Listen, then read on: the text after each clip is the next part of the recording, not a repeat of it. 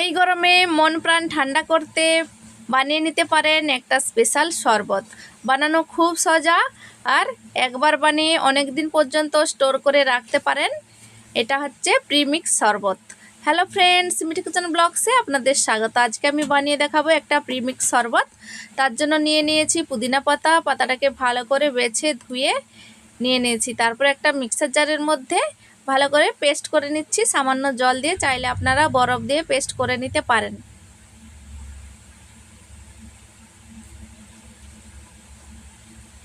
তারপরে নিয়েছি 4-5টা পাতিলেবু। পাতিলেবুটাকেও ভালো করে ধুয়ে আমি তারপরে রস বের করে ছেঁকে রেখে দিয়েছি।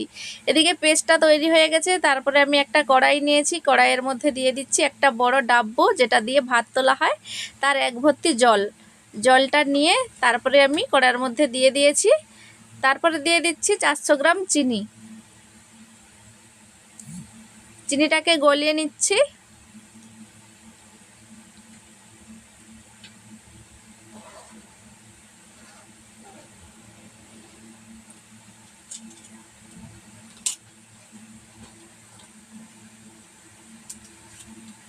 একটু নেড়ে চেড়ে চিনিটাকে গলিয়ে নিতে হবে।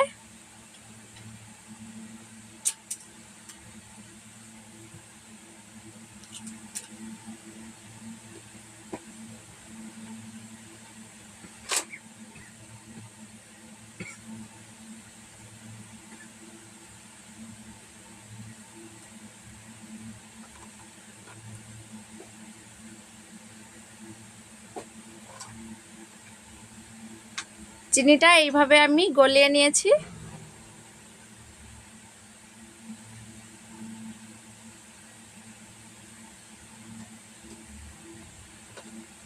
তারপরে এর মধ্যে আবারও আমি 1 হাতা জল দিয়ে দিচ্ছি।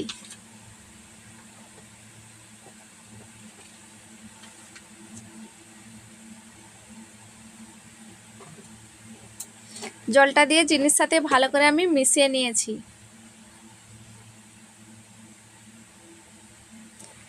তারপরে আমি এদিকে পুদিনা পাতাটা যে বেটে রেখেছিলাম সেটাকে আমি ভালো করে ছেঁকে নিচ্ছি। ফ্রেন্ডস, রেসিপিটি দেখে যদি ভালো লেগে থাকে লাইক কমেন্ট শেয়ার করে চ্যানেলটিকে সাবস্ক্রাইব করে দেওয়ার অনুরোধ রইল।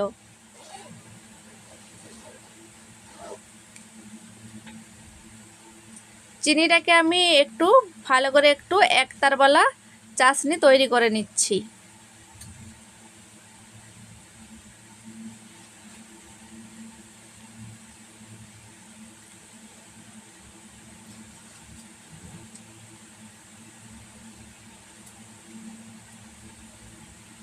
একটু টাইম নিয়ে তৈরি করতে হবে।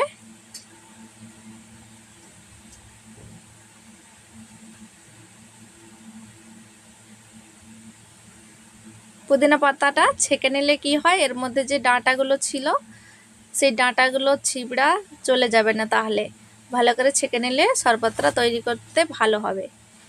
দেখুন, একটু চেক করে নিচ্ছি, চিনিটা গলে গেছে। একতারওয়ালা চাশনিটা হয়ে গেছে। এইবার আমি পুদিনা পাতার রসটা দিয়ে দিচ্ছি।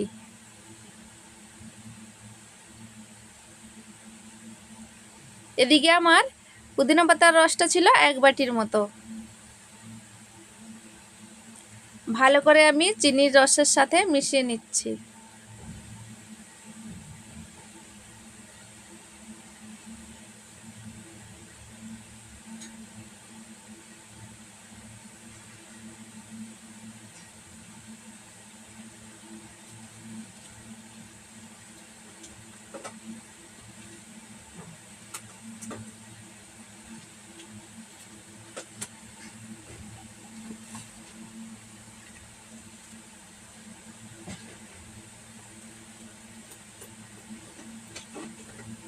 এইবার আমি একটা প্যানের মধ্যে নিয়ে নিচ্ছি গোটা জিরে, মৌরি, গোলমরিচ নিয়ে ভালো করে একটু ভেজে নিচ্ছি। এদিকে শরবতটা ভালো করে গুলে নেওয়া হয়ে গেছে।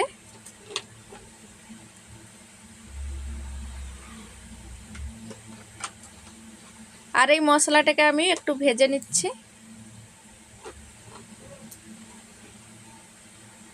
মৌরি, জিরা আর গোলমরিচ এই তিনটেই দিতে হবে মশলার মধ্যে।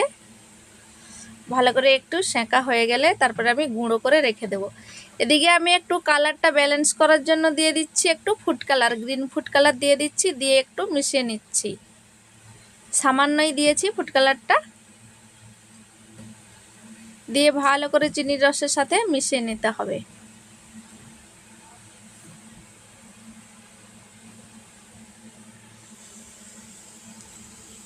চাশনিটা দেখলেই বুঝতে পারবেন যে কনসিস্টেন্সিটা কেমন হয়েছে। দেখুন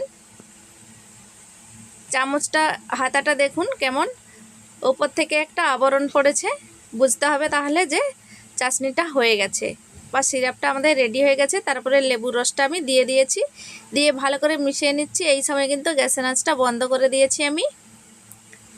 তারপরে দিয়ে দিচ্ছি যে ভেজে রেখেছিলাম মশলাটা, ভাজা মশলাটা দিয়ে দিচ্ছি, আর দিয়ে দিচ্ছি একটা চা চামচের 1 ভর্তি করে বিট লবণ, দিয়ে ভালো করে আমি মিশিয়ে নিচ্ছি।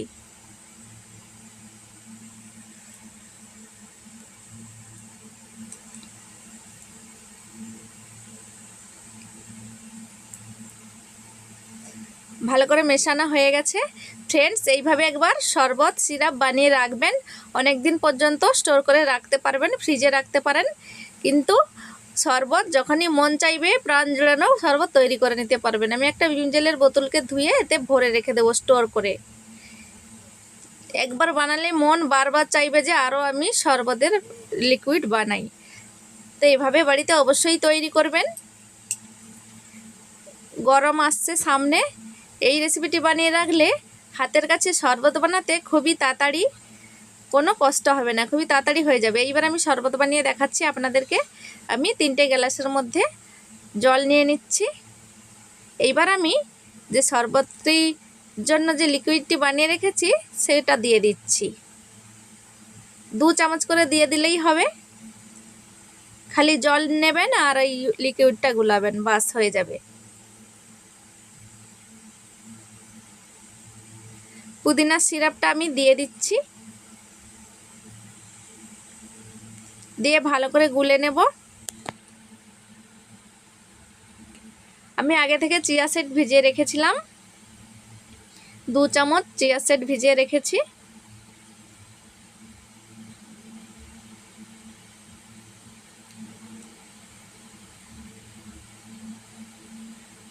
ভালো করে আগে গুলে নিচ্ছি, তারপরে আমি গ্লাসটায় আরও জল দেব।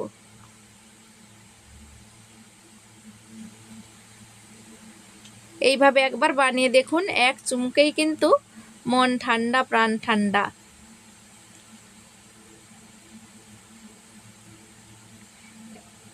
আমি পরিমাণ মতো জল দিয়ে দিয়েছি, এবার চিয়া সিড দিয়ে দিচ্ছি। চিয়া সিডটা দিলে দেখতে ভালো লাগে আর খেতেও ভালো লাগে।